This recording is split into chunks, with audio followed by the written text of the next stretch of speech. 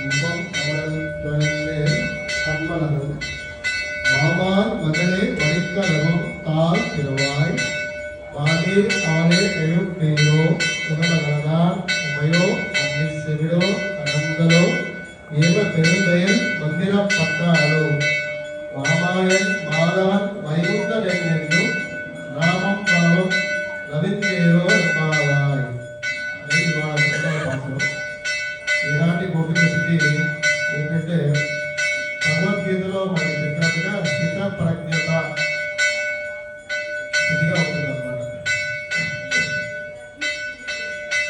స్థిత ప్రజ్ఞత స్థితి అంటే స్థిత ప్రజ్ఞత అంటే ఏంటి, స్థిత ప్రజ్ఞత స్థితి అంటే ఏంటి భగవద్గీత శ్లోకం ఒకటి ఉంది. ప్రజాహాతి యథా కామాన్ సర్వాన్ పార్థ మనోగత ఆత్మనే వాత్మ దుష్టః స్థితి ప్రజ్ఞస్తాత్ ఉచ్యతే అన్నారు.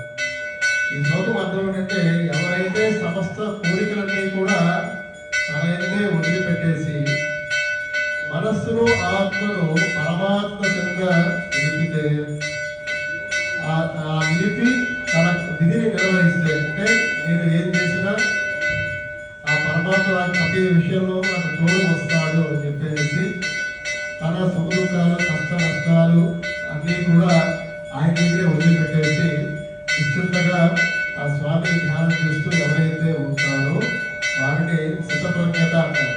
అంటే వారికి ఏది వచ్చినా సంతోషపడరు, ఏది పోయినా బాధపడరు. ఉదాహరణ తీసుకుంటాం, వారికి విశేషమైనటువంటి ధనం ప్రాప్తం అయింది, భగవంతుడు నాకు ఇవాళ ఇవ్వాలనుకున్నాడు, ఇచ్చినాడు అని చెప్పి తీసుకుంటాడు. అంతే ధనము వాళ్ళ దగ్గర నుంచి పోయింది. నేను దీనికి ఏదైనా రుణం ఉంది ఉంటాను, భగవంతుడు నా చేత ఇలాగా ఈ ధనాన్ని పోయాలని చేస్తాడు అని చెప్పేసి రెండింటికి కూడా సమానంగా ఉంటాడు. సుఖానికి దుఃఖానికి కూడా సమానంగా స్పందించేవాడు స్థితప్రజ్ఞుడు అని అంటారు.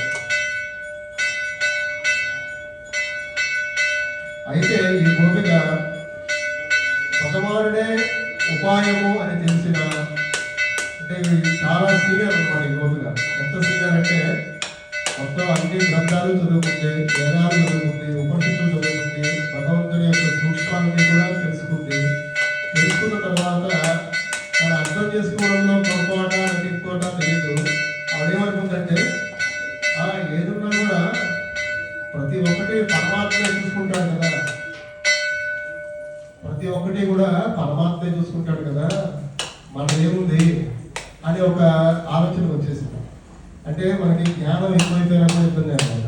అంటే జ్ఞానం అర్థం చేసుకోవాలి, ఆచరించాలి, అప్పుడే మనకు కరెక్ట్గా మన దగ్గర పనిచేస్తుంది. ఆవిడ అన్ని శ్లోకాలు వేదాలు అన్ని చదువుకుంది, అన్ని తెలుసుకుంది. ఒక ఆలోచన వచ్చేసింది ఏంటంటే ఏం జరిగినా కూడా భగవంతుడు చూసుకుంటాడు, ఏం జరిగినా కూడా ఆయన నడిపిస్తాడు. మనం ఏం చేయక్కర్లేదు, మనం శుభ్రంగా దుప్పటికప్పుడు ముసుకెళ్ళి నిద్రపోతే చాలు, మరి వాళ్ళు దొరుకుని నిద్రపోతే చాలు, అన్నీ ఆయన నడిపిస్తాడు మొత్తం అని అనుకుంటాడు. ఇది చాలా తప్పండి. దీన్ని మనం ఏమంటామంటే మనందరం కూడా, ఆవిడే కాదు మనందరం కూడా గుర్తుపెట్టుకోవాల్సిన విషయాలు ఏంటంటే పురుష ప్రయత్నము దైవానుగ్రహము అనేవి మనకు ఉంటాయి. పురుష ప్రయత్నము 80% ఉండాలి. పురుష ప్రయత్నము 80%. ఇక్కడ పురుష అంటే మగవాళ్లే కదా, అది మాకు సంబంధించింది కదని ఆడవాళ్ళు రిలాక్స్ అవ్వండి. పురుష అంటే మానవులు, మనిషిగా జన్మించిన స్త్రీ పురుష అందరూ కూడా ఇక్కడ పురుషాన్ని శబ్దంలోకే వస్తారు. పురుషకారము 80% ఉండాలి, దైవానుగ్రహము 20% ఉంటుంది. ఎవరైతే తమ యొక్క సమస్యల యందు బయటపడాలి అని చెప్పేసి ప్రయత్నం చేస్తారో వాడు 80% కష్టపడాలి.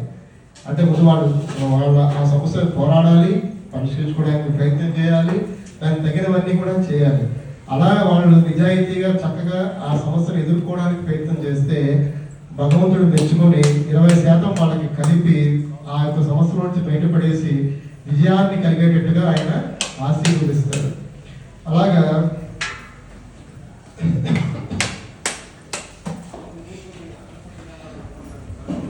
అలాగే ఈ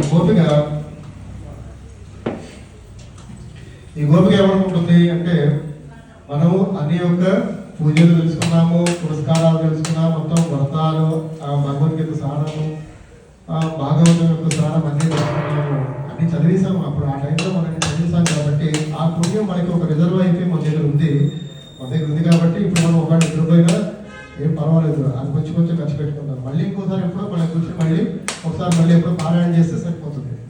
ఇలాగే మనలో కూడా కొంతమంది ఉంటారు.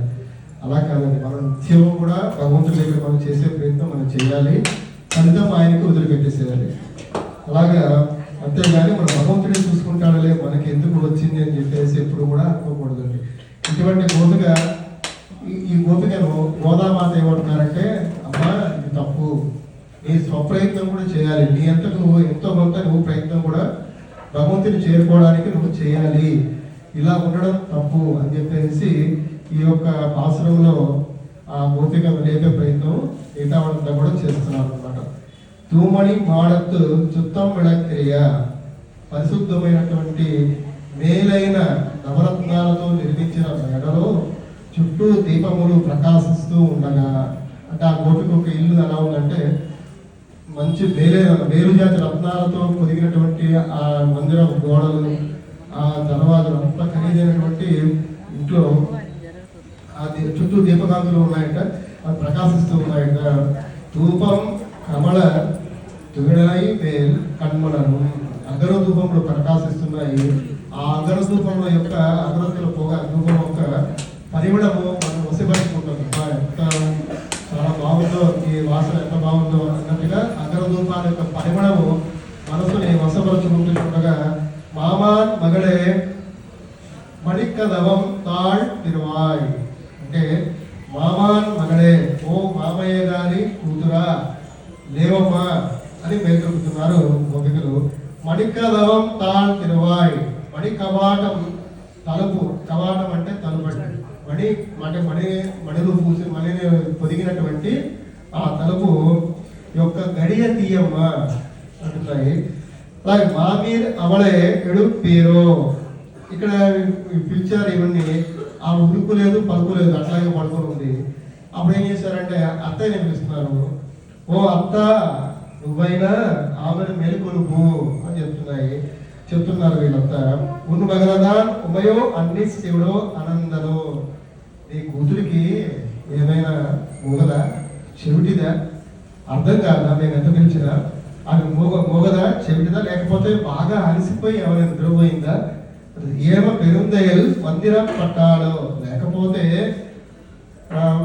నువ్వు పొద్దునే లేస్తే మేము పొద్దునే లేచి బయటికి వెళ్తే మేము ఒప్పుకోము అని చెప్పి ఎవరైనా ఆమెని కాపలా కాస్తున్నారా, లేక ఆమెకి మంచి నిద్ర పట్టే విధంగా ఎవరైనా మంత్రించారా?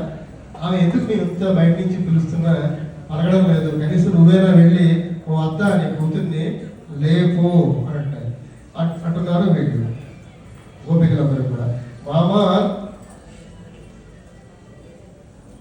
ఏమో పెరిందేల్ మందిరం పట్టాడు, మామాయన్ మాధవన్ వైగుంద ఎండన్ను, అయితే మహామాయావి అయినటువంటి మాధవ వైకుంఠవాస అని నామం పలవం నవిన్నేలో ఎంబావాయ్, ఆ పరమాత్ముని నామం కీర్తించి ఆమెను మేలుకొలుపు.